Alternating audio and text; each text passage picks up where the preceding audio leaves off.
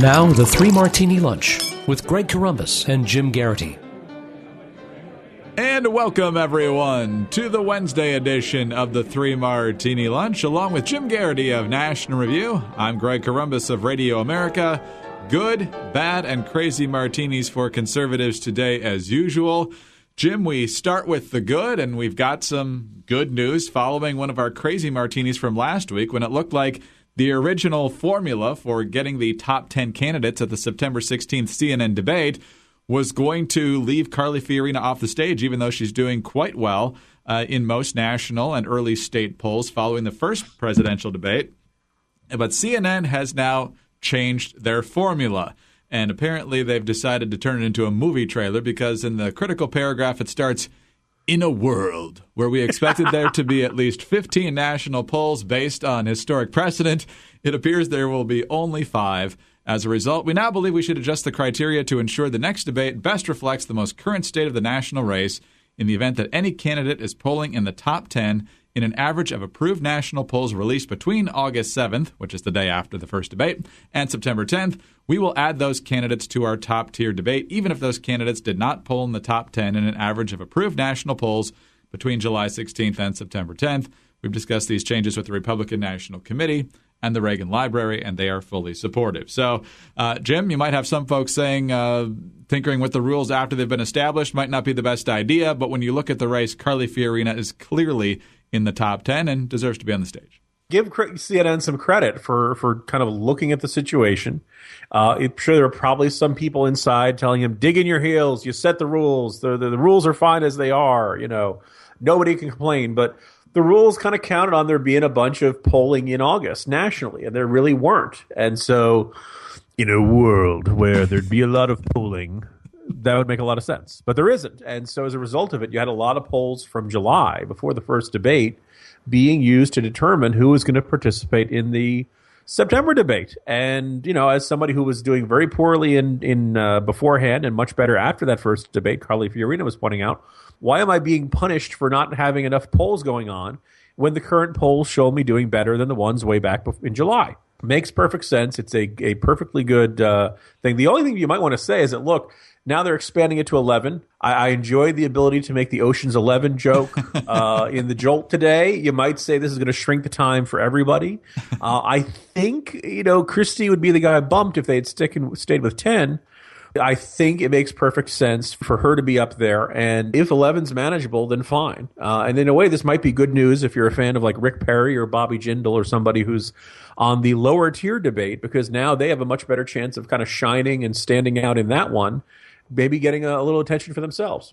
On to the bad martini now, Jim, and we saw this coming. You and Rich talked about this last Friday, that it was likely to come. Mitch McConnell thinking even last week that there was no way Republicans were going to stop the Iran deal, and now it looks like they won't officially. Barbara Mikulski, the retiring longtime Democratic senator from Maryland, becoming the 34th member of the Senate, all Democrats, to say they will in fact support the president's plan, which means when this resolution to reject it passes, if it can break a filibuster, that is, the president will veto it, and he now has enough votes in the U.S. Senate to sustain the veto. So assuming every one of those 34 stays in line, that means that there's nothing Republicans can do to stop this deal from going through. Jim, in light of the polls we just talked about the other day, it's obvious that the Democrats aren't listening to the American people. I guess we can throw in one more time, attaboy Bob Corker. This is not really surprising that 34 Democrats decided to stay with the president. It is frustrating, no doubt. But we've seen a lot of the presidential candidates on the Republican side denounce the Iran deal. I'm kind of ready for them to start denouncing Bob Corker. I really think a lot of this is on his plate. To me, if you're making the most big, sweeping, fundamental change to U.S. foreign policy in decades as a result of a formal written agreement with Iran and a bunch of other countries, that sure as heck sounds like a treaty to me. And I don't understand why the Republicans decided, it's not a treaty. I know the Supreme Court has weighed in on this. What's turned into the Garrity plan in a development that seems very unnerving to me, because I can't believe somebody else didn't think of this already. Introduce the text of the agreement, declare it a treaty, and vote it down, and at least create some sort of legal limbo as to whether this thing is really in effect. If you really believe that this deal ends in mushroom clouds, I don't understand how you don't pull out all the stops And you don't just shrug your shoulders and say, nah, oh, well, we tried, Turns out we couldn't get a whole bunch of Democrats to vote against the president. Bummer. You really got to fight all, tooth and nail on this thing. And I just don't see, I don't understand what the Republican strategy is other than, what some people have kind of, dismissed as failure theater. And it's getting tougher and tougher to dismiss that. You got to be able to throw a few elbows, particularly when you're in the majority. I mean, yes. Use it. And public opinion's on your side, right? I mean, this is not supposed to be the hard fight, so. All right, on to the crazy martini now, and this is a story that's been circulating for the past couple of days. No one's been able to actually confirm it, but no one's actually debunked it either. So this was how Fox and Friends' Elizabeth Hasselbeck described the story.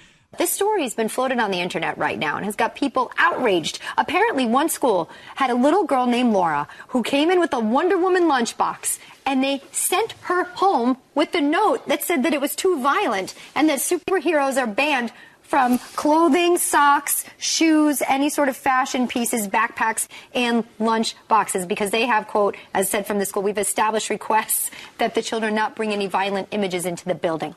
So basically, there's a profile of Wonder Woman on one side of the lunchbox, and another one, there's an action image of her with the, I guess, lasso of truth. You and I are both guys. I don't know how much you followed Wonder Woman as a kid. I certainly didn't. But, Jim, given all the violent images you could bring to school, I'm pretty sure that one's pretty tame.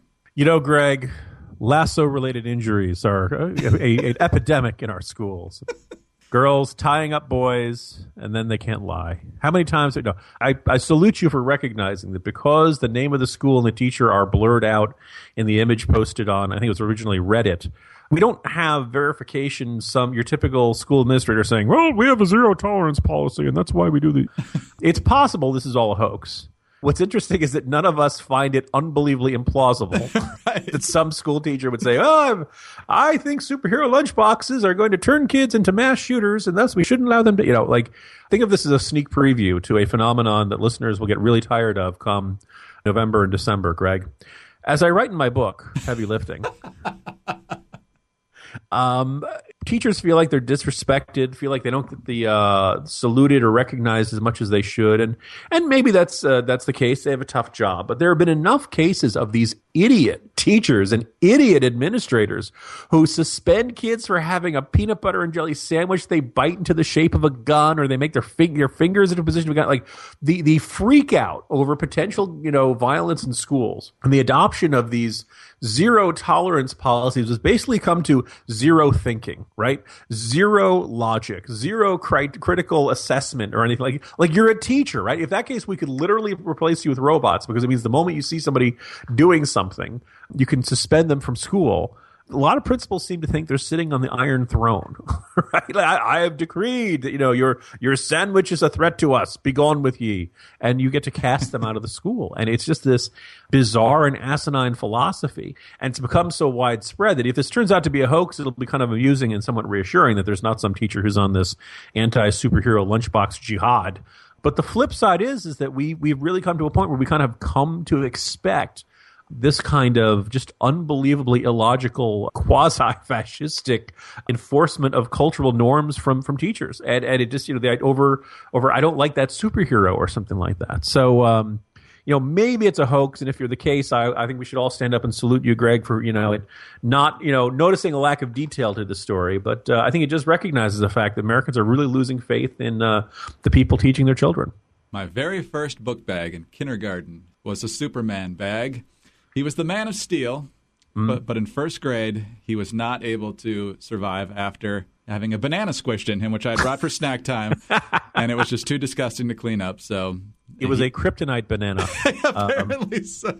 Or at least it was starting to turn green. The second observation there, Greg, is, when you, here's the thing, today, that Superman backpack, he must have a 7-day permit for that heat ray vision.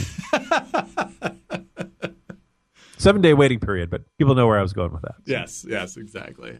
Jim, have a great day. We'll talk again tomorrow. See you tomorrow, Greg. Jim Garrity of National Review. I'm Greg Corombos of Radio America. Thanks for being with us today, and be sure to tune in again on Thursday for the next 3 Martini Lunch.